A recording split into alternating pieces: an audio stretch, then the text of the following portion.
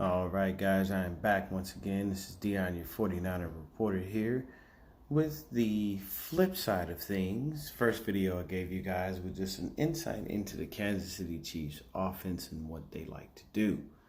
Now, we're going to flip over to the other side of the ball for Kansas City and give you what they like to do on defense. Now, definitely, let me get the particulars out of the way. Please hit the like button, hit the subscribe button to make sure you keep yourself up to date on any and everything San Francisco 49ers.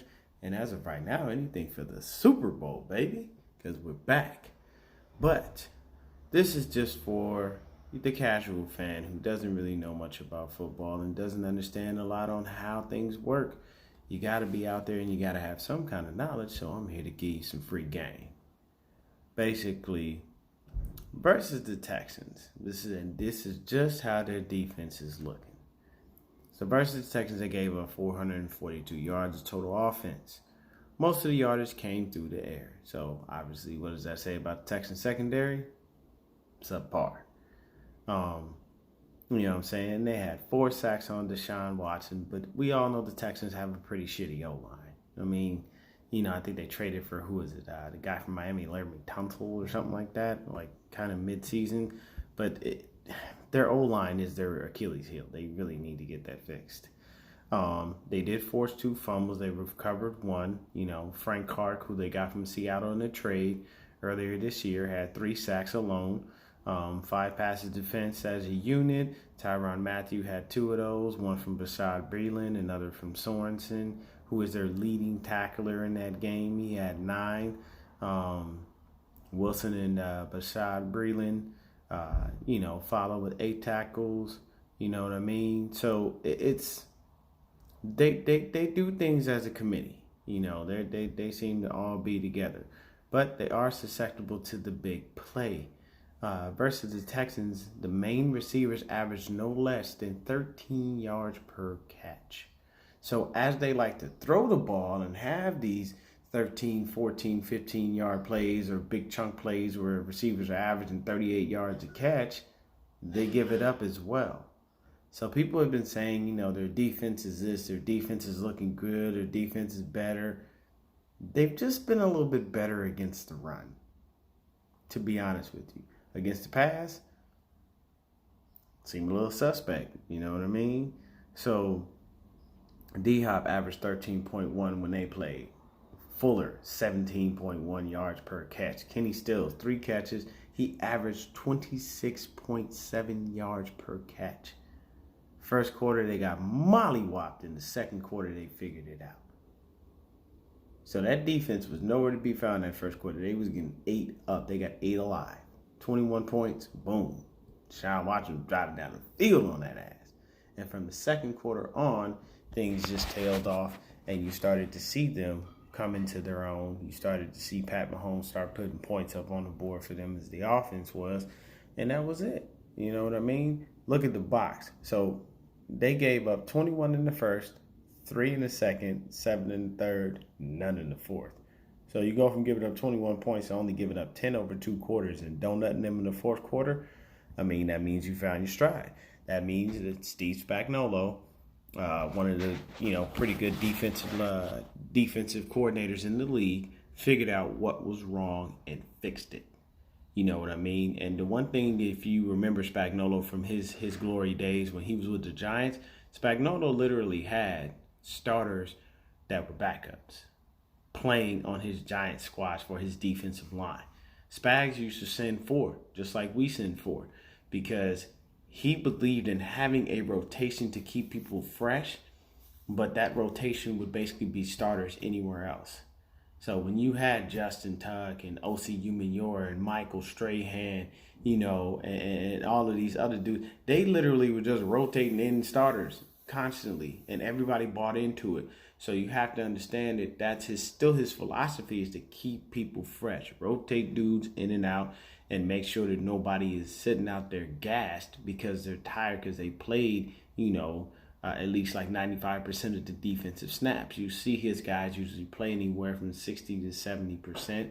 Reason is because they keep moving them in and out. They shift them back and forth. Boom, boom. All right, good. 2-3 plays, you're out. Now this guy's in. Or, depending on how long the drive extends, all those things come into play when you see Steve Spagnuolo and his defense. You'll see his line, and he loves to rotate guys in and out. He's always been about keeping people fresh. That's how you keep the line going. And as long as everybody understands the concepts and what they're supposed to be doing, he knows how to play to their strengths. So you got to give him credit for that much. And then, it's just like I said, first quarter, 21-0. Second quarter, 28-24. Third, 41-31. Fourth quarter, 51-31. Game over. In the second half, they only allowed 7 points while on offense, they scored 23. You see what I mean? So the defenses, they're good. But as far as what they do when it comes to, stopping the run, they still totaled up 94 yards. The Texans did, between Carlos Hyde and Deshaun Watson. Deshaun Watson, pretty much did everything himself because he threw the ball and he scored 3 touchdowns, then he ran the ball in for another touchdown. So Deshaun Watson put the team on his back. The team just didn't help him out. The defense just could not stop the bleeding. They ate them alive, and Pat Mahomes killed the Texans defense. But as far as for Kansas City's defense, that's not a good look to be a slow starter like that. Because I'm gonna tell you right now, y'all get that the Kansas City gets down 21-0 on the Niners, you can kiss this game goodbye. We will run that ball and run that clock and have y'all sitting there looking stupid. Because this is not going to happen. We don't play. The thing is with Kansas City's defense, they've been facing your basic running attacks. Line up and I formation, up the gut. They faced north and south guys. They haven't faced guys who can go north and south and east and west and then just sprinkle in, a little bit of diagonal shit here, there, everywhere. What we bring on offense as far as how our zone scheme running game is set up is just a thing of beauty. So they don't know about that yet. And they ain't faced that yet. You know what I mean? I ain't saying we finna have turnaround, have Jimmy out there running, because we're not. But we have too many viable backs that they cannot stop, and a scheme that just basically will eat you alive. So we're going to make Spagnuolo work for every penny he earning as defensive coordinator because of what we'll bring to them. The run game that we bring to them is ridiculous. And the thing is as I did state just right now versus the Texans, those chunk plays they give up, you better not do that against us. Because if Shanahan says, okay, running the ball is effective, but Mahomes is scoring too quickly, we done already gave up a touchdown, I need to start throwing the ball, you're going to have them facing Jimmy G, who everybody thinks can't throw the ball, and everybody figures it's just a worthless quarterback, and all we do is run the ball. If you're running the ball and it works, and you're ahead in the game, and it keeps you ahead in the game, and it's an easy way to win, it's effective. Make it happen. I mean, if I was a quarterback, I could give two shits about it. Deion, you only had, 6 passes for 80 yards and 1 touchdown. How do you feel? I'm sorry, are we Super Bowl champions? Yeah. I feel fucking fantastic. How about you? You know what I mean? So that just goes to show you, if they allow us to get up like that, they're going to lose this game. And I'm guaranteeing you, as a defense, they know that. They know they're not going to allow themselves to get beat like that, because the thing is what happens is you start to flip to the other side of the ball, and you think about it. Kansas City on offense loves chunk plays. They led the league in those big chunk plays. What does San Francisco's defense do? Not give up chunk plays. We ain't allowing you to throw 60 and 80 yards on us. It just doesn't happen. Sherm allowed that one big play to Devontae Adams. I think it was like 60 yards. And then next thing you know, he comes back, that big-ass bomb that Aaron Rodgers threw. Who intercepted the ball? Uncle Sherm. So you got to remember, we don't allow those plays to happen on defense. So for them defensively, what they're going to have to do is tighten up on their pass coverage, because they give up these big-ass chunk plays. And they, just as much as they like getting those chunk plays, on the offensive side of the ball, they give them up on the defensive side of the ball as well. You can't have receivers averaging 13, 14 yards a catch, especially not with the type of receivers that we have. Because I'm gonna tell you right now, you give Deebo Samuel that kind of that kind of yardage, he's going to score. Emmanuel Sanders is gonna do the same thing to you. KB will do the same thing to you, and we all know how money he is in the red zone. So it is what it is. So jumping over to their game versus the Titans, they only gave up 295 yards of total offense. So they cut that number, pretty much in a good way. They took a big chunk out of that, for going from giving up 442 yards of total offense down to 295. The thing is what they did was they knew running the ball, the only person they had to stop was Derrick Henry. That was it. Now, mind you, Ryan Tannehill ran a couple of times, but it wasn't much. Their focal point of running, of who they had to stop when they ran the ball was Derrick Henry, and they knew that because Derrick Henry was eating people alive before he came up and played against the Chiefs. You know what I'm saying? His yardage totals were flat out fucking ridiculous. And if you don't believe me, I'm gonna give them to you right now. It's just ridiculous. So most of it, came through the air. They shut down Derrick Henry, 19 carries, 3.6 yards per carry and 1 TD. Before, when he played the Pats, 34 carries, 184 yards, 5.4 yards per carry. Versus the Ravens, 30 carries, 195 yards, 6.5 yards per carry. And what happened was the Chiefs and Spagnuolo figured out how to slow him down. But what it is those big numbers that he had versus the Ravens and the Patriots, what happened with that? TOP, time of possession. They controlled the clock.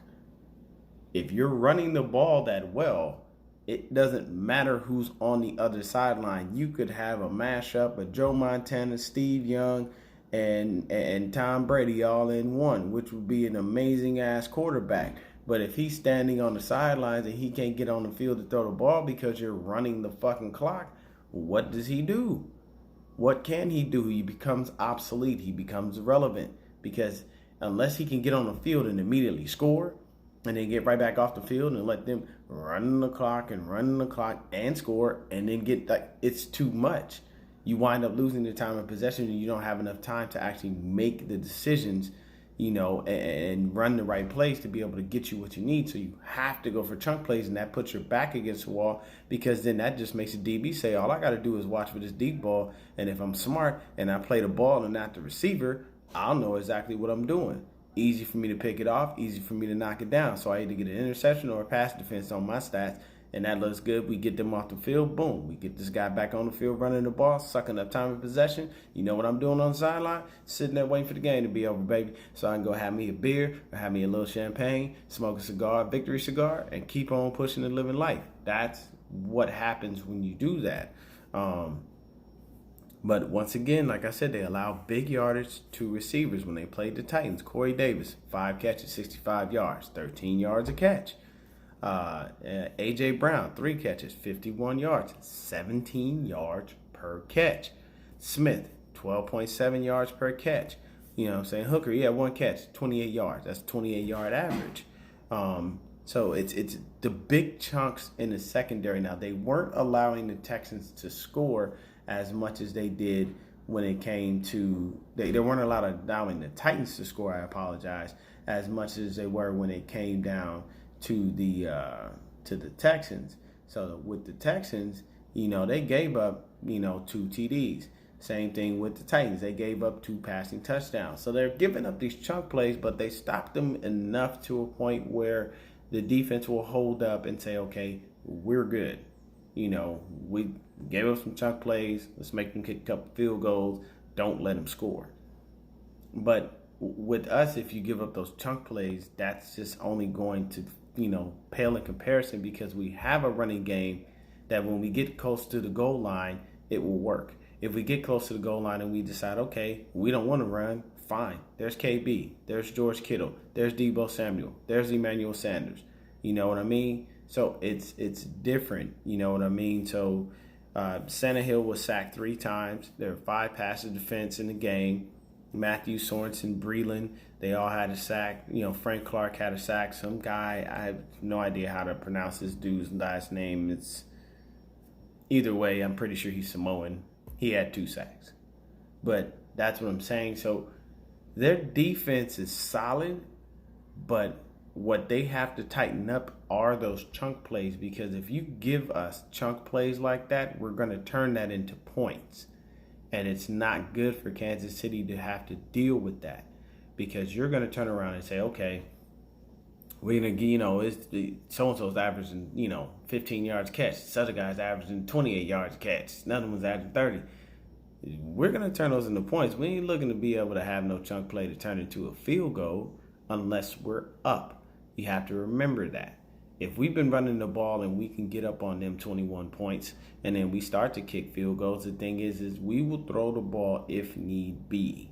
We're not going to sit back and allow them to catch up and then just take our foot off the gas. So for these 2 games that they played versus the Texans and the Titans to get themselves into the Super Bowl, versus the Texans, beat down first half.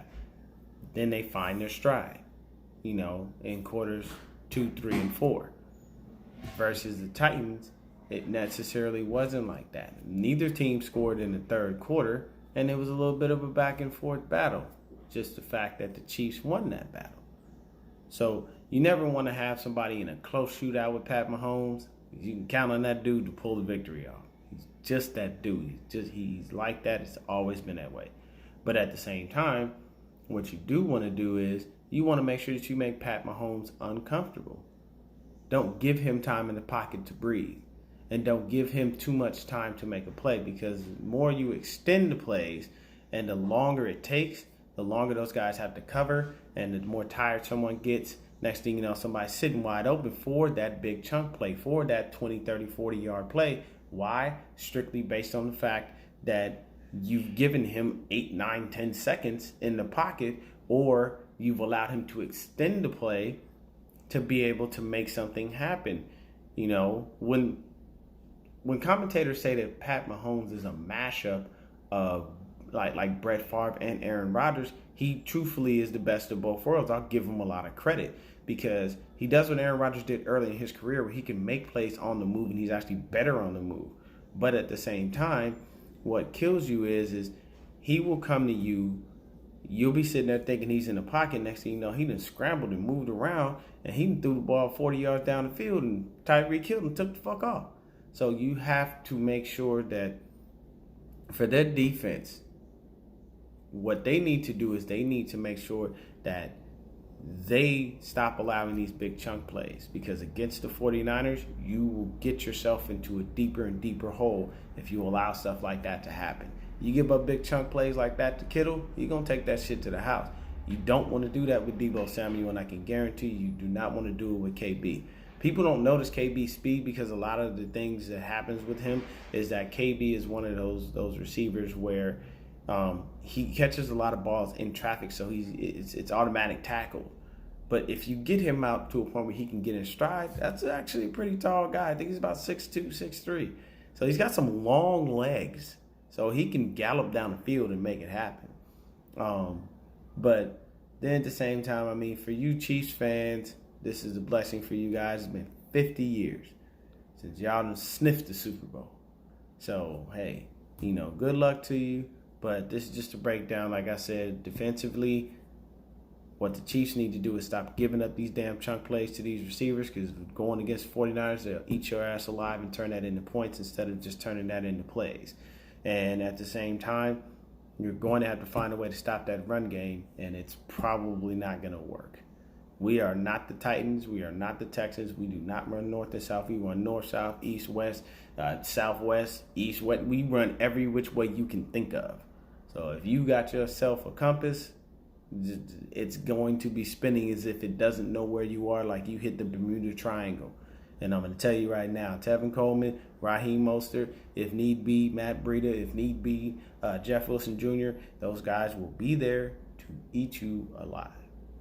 But I'm going to start getting ready and giving y'all more info on the Niners themselves.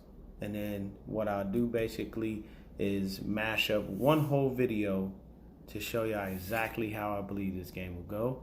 And I'll give y'all a score prediction. Y'all have a blessed day. I'm out.